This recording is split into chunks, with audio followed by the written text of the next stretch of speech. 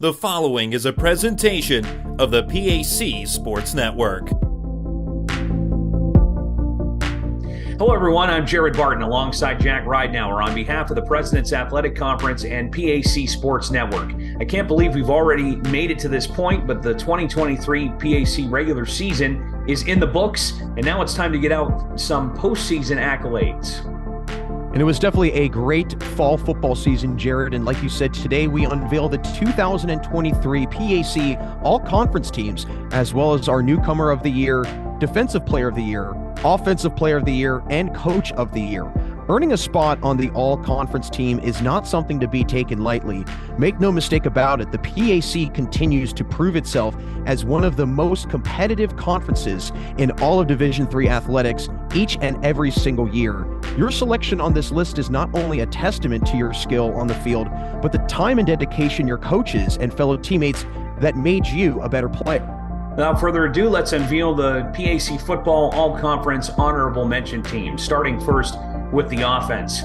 Dustin Moss from Carnegie Mellon, Owen Meyer from Case Western, Eric White from Geneva, Dalton Four from Grove City, Nate Brady from Grove City, Braden Micah from Westminster, Matt Howard from Westminster, and Cole McCabe from Bethany, as well as Eddie Nakotra, the offensive lineman from W&J. That rounds out your honorable mention O-lineman.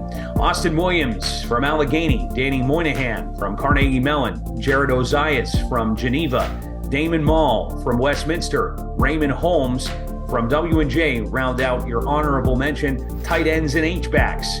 Michael Wykowski from Case Western, Chase Lawler from Teal, Dakota Romantino from Waynesburg, Isaac Trout from Waynesburg, Caleb McElroy from St. Vincent College all round out your honorable mention wide receivers. At quarterback, Jack Johnson from Allegheny, Ben Mills from Carnegie Mellon, Alex Fromberg from Case Western, Ty McGowan from Westminster round out your quarterbacks on the honorable mention team. Gage Dusler, running back, Case Western, Josh Sister from Geneva, Zane Colley from Waynesburg, Ryan Gomes from Westminster, Kiri Miller from Allegheny, Logan Kent from Geneva, Clayton Parrish, Grove City, and Andy Plowden from Teal round out your honorable mention running backs. And for the all-purpose players, Anthony Rosati from W&J, Justin Flack from Waynesburg, and Chevy Dawson are your all-purpose honorable mention players. Jack? And over for the defense on the honorable mention team, Nigel Williams of Allegheny, Eric Huffle, Carnegie Mellon, Mike Kelly, Case Western, Kobe Bonanno, Grove City, Max Pisula, St. Vincent, Chad Morningstar, Teal, Joel Zellum, Waynesburg, Carter Chin, Westminster, Chase Nicomati, Waynesburg, AJ Dudowski, Case Western rounds out the defensive line for the honorable mention team. Moving into the linebacker core, Rondell Lewis, Bethany, Logan Young, Carnegie Mellon, Evan Roper, Carnegie Mellon, Jack Jolly, Grove City, Wiley Purry, St. Vincent, Ryan Fleming, Grove City, Nathan Sullivan, St. Vincent, JJ Valle Smith, linebacker, Waynesburg, and Malcolm Denomi, Allegheny rounds out the linebackers for the honorable mention of the defensive team. Over for the defensive backs, David Williams, Allegheny, Nate Sakalo, Case Western, Ethan Facey, St. Vincent, Brennan Boron, Waynesburg, Monroe Moeller, Waynesburg, Kevin Wright, Westminster, Court Williams, Westminster, Dadrick Vickers, Bethany, Jackson LaJoy, Carnegie Mellon, Dan Guzevich, Geneva, and Justin Logan from Teal rounds out the defensive backs for the defensive honorable mention selections. Time for the special teams honorable mention selections. Ricky Hunter from W&J is an honorable mention kicker. Rico Sestoki is an honorable mention kicker and punter from Waynesburg. Cave Whitowich is an honorable mention punter from Carnegie Mellon. Meanwhile, Jaden Thorpe and Dominic Voiland are return specialists on the honorable mention team. They hail from Allegheny and Carnegie Mellon. So what are your big takeaways, Jack, from the honorable mention team? I think the biggest thing for me, Jared, 6 players from Grove City that made it on the honorable mention team. And I know that we will feature even more players from the Wolverines after their strong season, but 2 of the 6 made it on the honorable mention team from the offensive line, and I think it really shows the strong line that was instrumental in the Wolverines' success this year. Yeah, it's been a very, very fun team to watch throughout the season. And you mentioned it, they had plenty on the honorable mention, but they also have a lot coming up in the second and first teams as well. Time to head to our second team. Jack, take it away. Let's move over to that All-PAC second team selections. We'll start with the offensive line. Jack Turner, Allegheny. Hunter Campbell, Carnegie Mellon. Andy Mellinger, Geneva. Adam Kozera, Washington and Jefferson. Frank Cortazzo, Waynesburg, rounds out the offensive line for the All-PAC second team selection. Rob Tamburino from Grove City, the lone tight end on the All-PAC second team. Moving into the wide receiver core, Hilton McLean Jr., Geneva.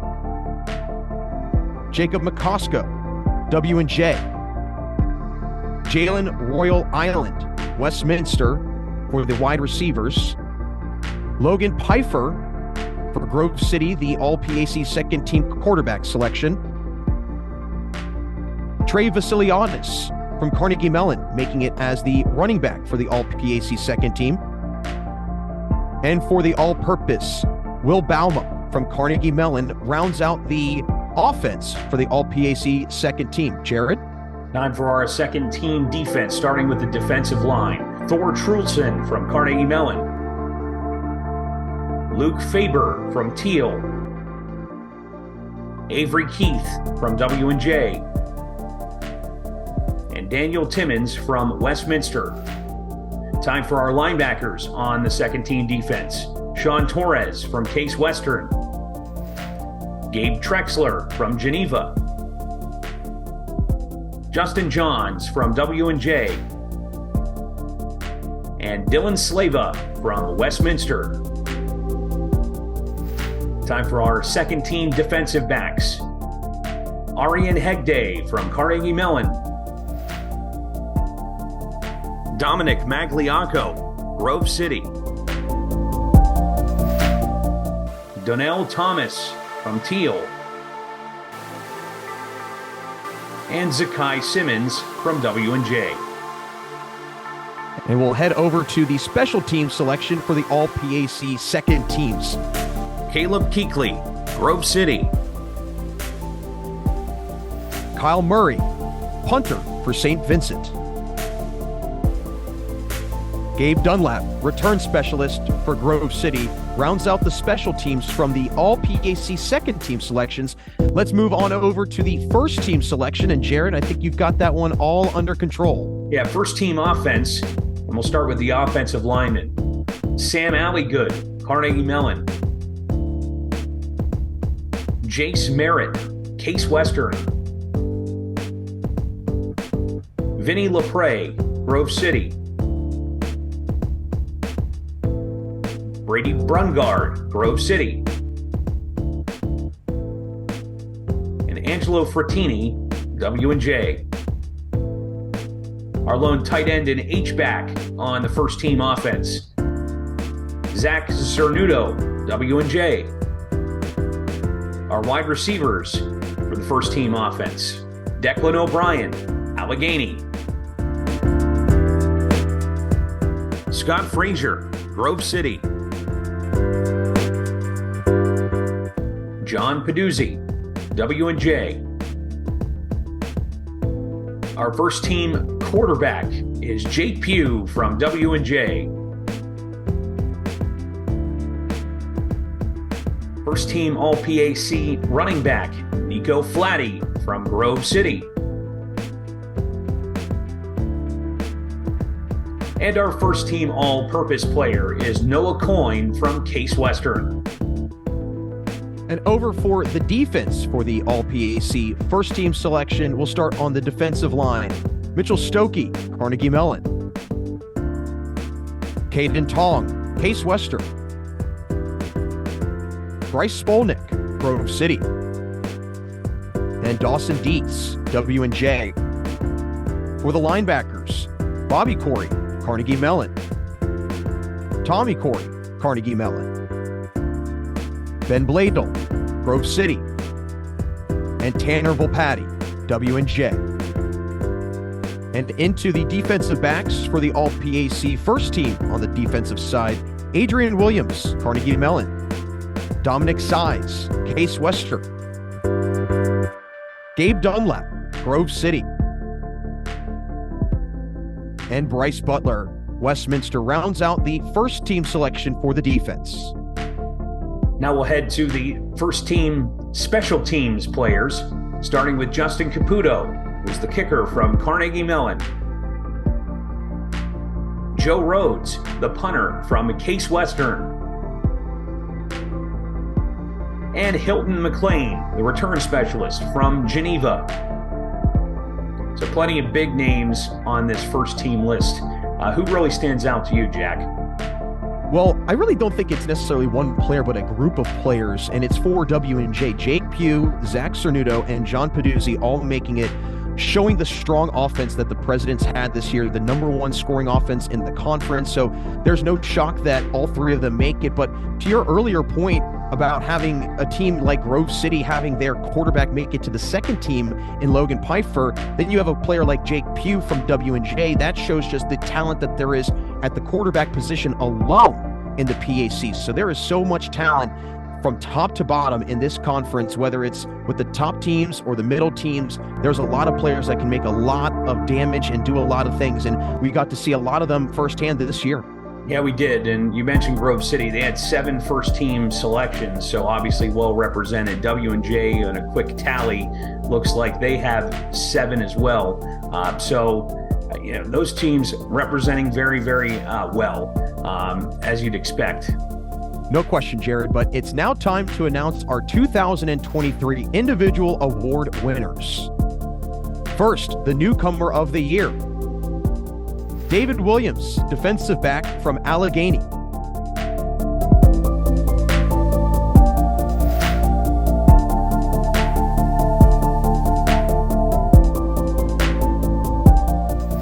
Goes Samuel Barber dropping back, going deep. He's got a receiver on the right side. He's there and picked off by the Gators. They went deep for, I believe it was Dakota Romantino, and just great coverage from the Gators.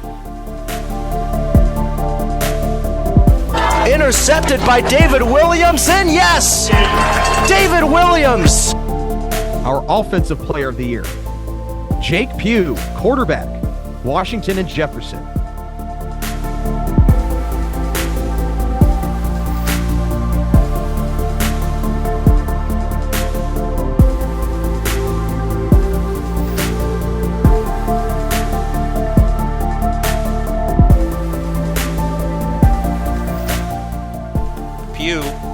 Gonna keep it and now throw it downfield as a man wide open at the 40, 20, 10, 5, touchdown, W&J.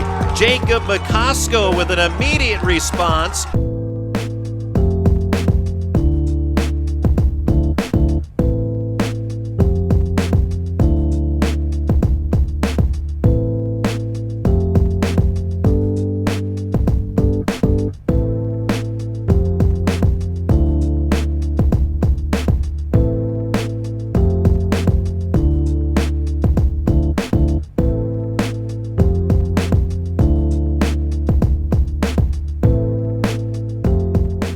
Defensive player of the year, Ben Bladel, linebacker, Grove City.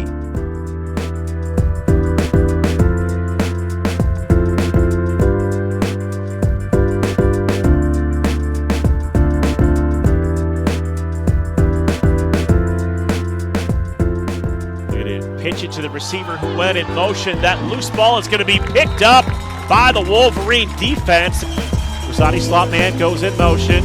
Pugh back to throw. Time. Pressured and sacked!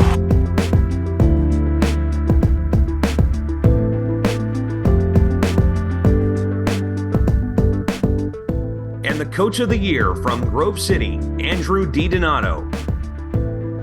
Lots of really, really talented players, and obviously Coach DiDonato very well deserving of winning the Coach of the Year, Jared. But I think that we've talked a lot about Jake Pugh and the damage that he's done, but also there was some really great talent from teams like Allegheny, and obviously the newcomer of the year, David Williams, representing the Gators. Yeah, one player that stood out to me on the individual award list is Ben Bladel. It's another name that I'm very familiar with going back to the WPIAL days. He was a beast in high school, and you knew when he was going to get into a program like Grove City that he was probably going to shine, and it didn't take long as he becomes the Defensive Player of the Year this season.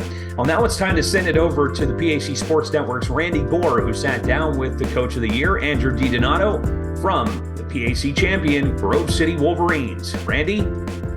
Thank you, Jack and Jared. As we continue with our PAC All-Conference Selection Show, we're joined now by the Coach of the Year, the President's Athletic Conference, Grove City head coach Andrew DiDonato. Coach, thanks so much for being with us, and congratulations. Thank you. It's a blessing to be with you.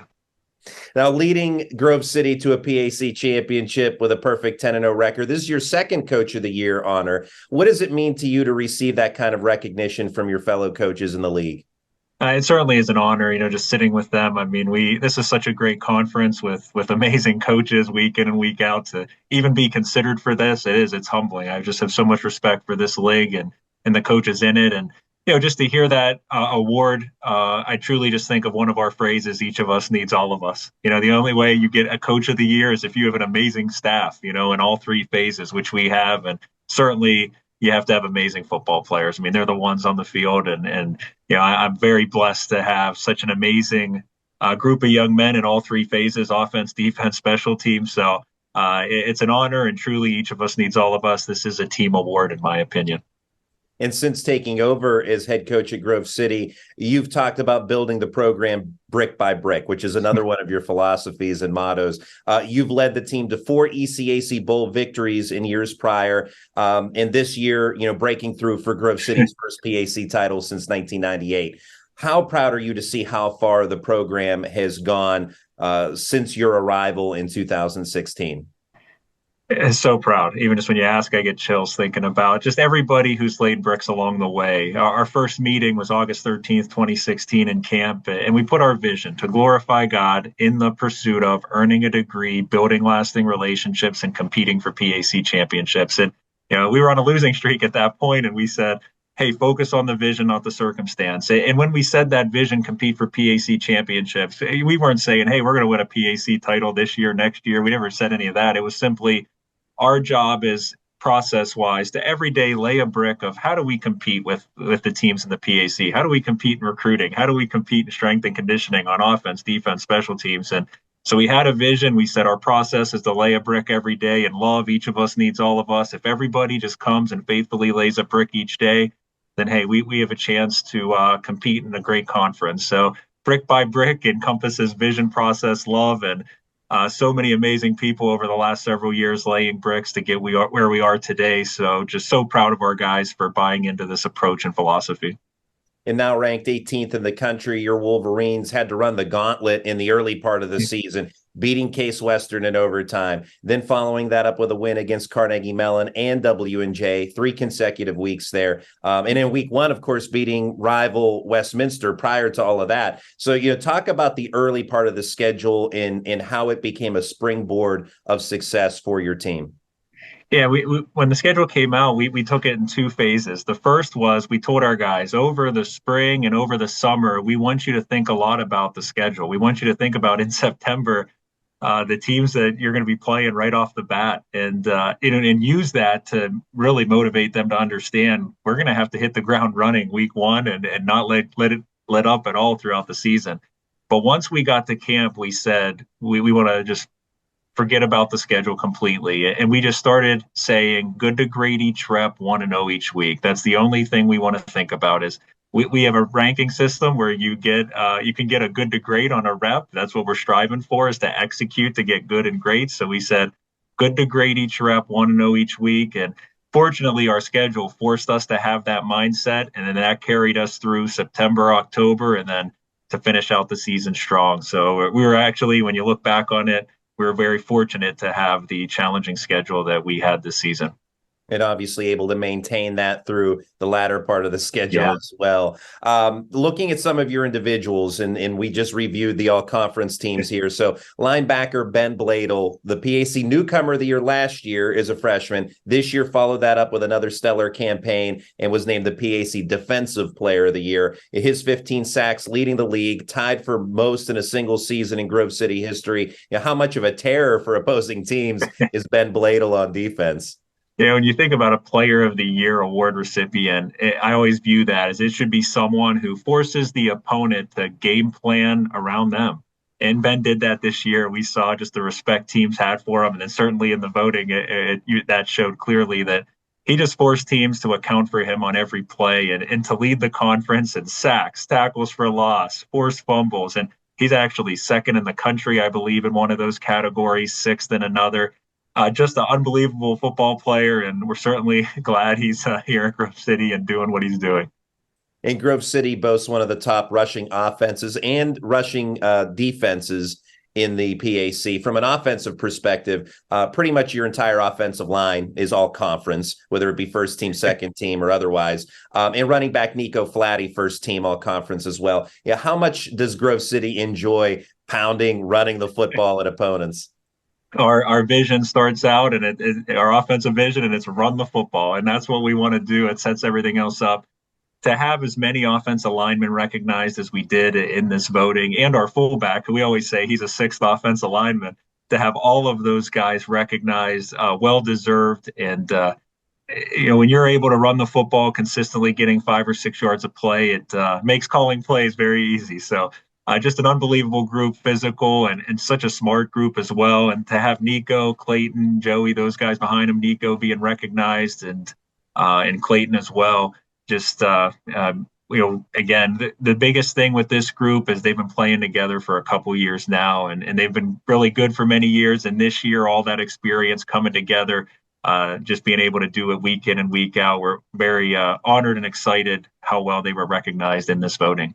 And, of course, Grove City runs the ball so well, but you're far from one-dimensional with Scott Frazier, first-team all-conference wide receiver, quarterback Logan Pfeiffer, second-team all-conference. And Frazier, a big target with sure hands. Pfeiffer seems to make all the throws when he needs to, especially on third down. How special is that Pfeiffer to Frazier connection?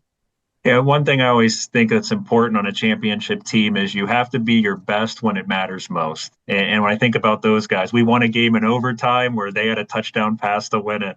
There's a game where we were losing in the fourth quarter. They hit on a touchdown pass to tie it, and then the touchdown pass to win it. And they did so many things, put up great statistics, but them, along with the line and running backs we talked about, what stands out with those two is, they're at their best when it matters most, and how clutch they are together.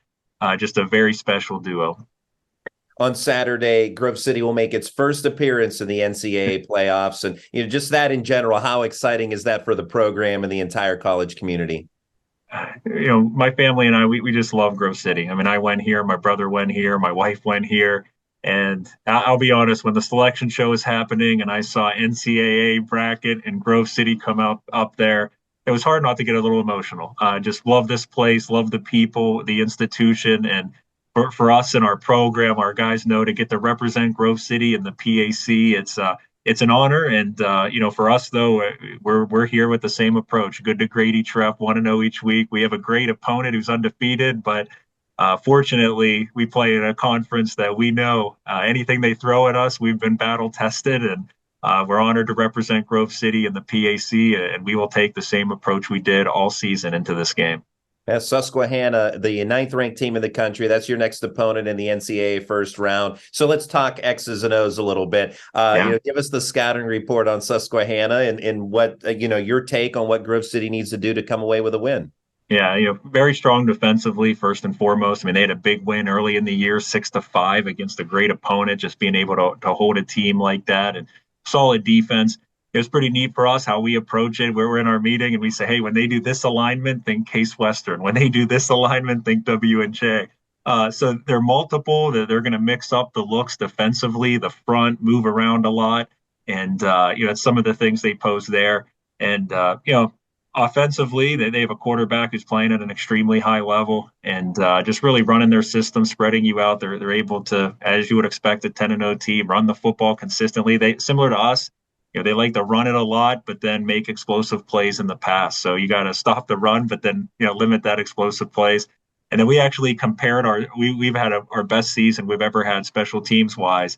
And we rank with them pretty even in all units. That's what we told them. Hey, you've been playing at a high level on special teams, but there's a reason they're 10-0. They don't make any mistakes in that regard. So that's kind of a little preview, offense, defense, special teams of what we're going to see here in the first round of the NCAA playoffs.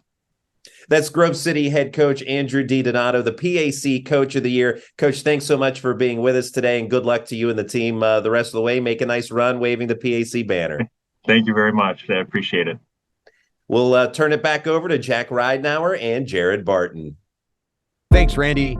Once again, a big congratulations to all of our all-conference participants. This is a well-deserved honor to end the 2023 fall sports season. A big thank you for joining us on the President's Athletic Conference Football All-Conference Selection Show. For Jared Barton, I'm Jack Ridenauer. As we say goodbye, here is the final look at the all-conference selections.